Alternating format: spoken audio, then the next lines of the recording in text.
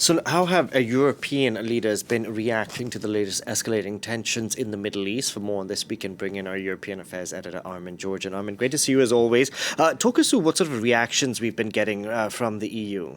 Well, first of all, Delano, the Iranian Foreign Ministry made it clear that it expected the EU to denounce, to condemn in no uncertain terms the Israeli attack early on Friday morning. Has that actually happened? Well, if we look at the key EU institutions, the answer is not exactly. It's been a very cautious, restrained, both sides sorts of language. If we look at, for example, the EU Foreign Policy Chief Kaja Kallas, we're seeing in the picture there, she said, "I urge all parties to exercise restraint." Similar language from EU Council President Antonio Costa, who talks about a dangerous escalation must be avoided. The nuance that I see a bit is with Ursula von der Leyen, the head of the European Commission, who puts a bit more emphasis on support for Israel, I think, than the two reactions I just mentioned. She talked about, after a phone call with the Israeli president, she said, "I underlined Israel's right to defend itself."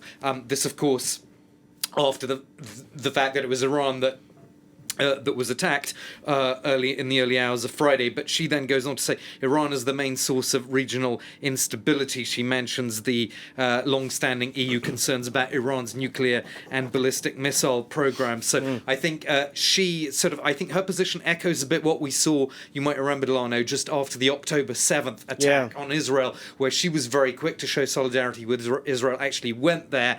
Other EU leaders in the institutions, at least, were a little bit more cautious and, reacting a bit like the other leaders that I just mentioned. I mean, she's been criticized in the past for not even standing up with the worsening humanitarian situation in Gaza. I want to talk about, can we expect more than just statements from the EU, from EU officials? It's very difficult because we can see the differences between the EU member states. It's actually not a coincidence, I think, Delano, that Iran has diplomatically reached out to countries that it thinks would be the most receptive to the Iranian point of view. That's to say to Italy and Spain, because Italy, of course, has a military presence in the Mediterranean and in Lebanon. It clearly doesn't want to have a widening war.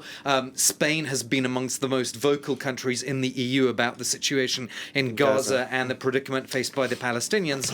But if you go elsewhere in the EU, you've got, of course, as always, sort of different points of view and sensitivities, if you like. You've got the Central or Eastern European countries, particularly Eastern European, which are traditionally close to Washington/NATO positions on things. They're in a bit of a bind because how do they deal with Trump, being sort of all over the place? One moment he says it was nothing to do with us, it was Israeli unilateral action. Then he puts this thing on Truth Social saying we gave Iran all these chances, so kind of signaling that actually he was in on it in some way. So if you're a kind of traditional ally like Poland, how do you deal with that?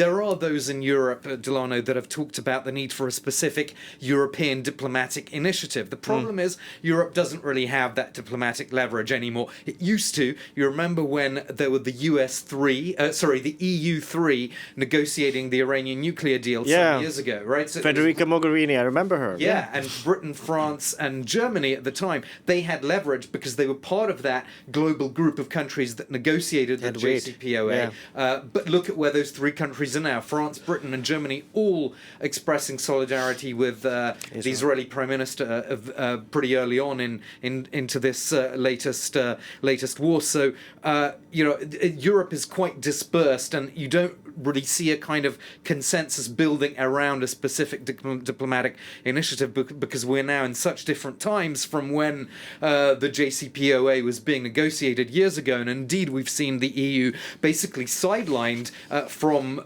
talks about nuclear issues by the Trump administration. Indeed. Thank you very much for that, Armen. Armen Georgian now.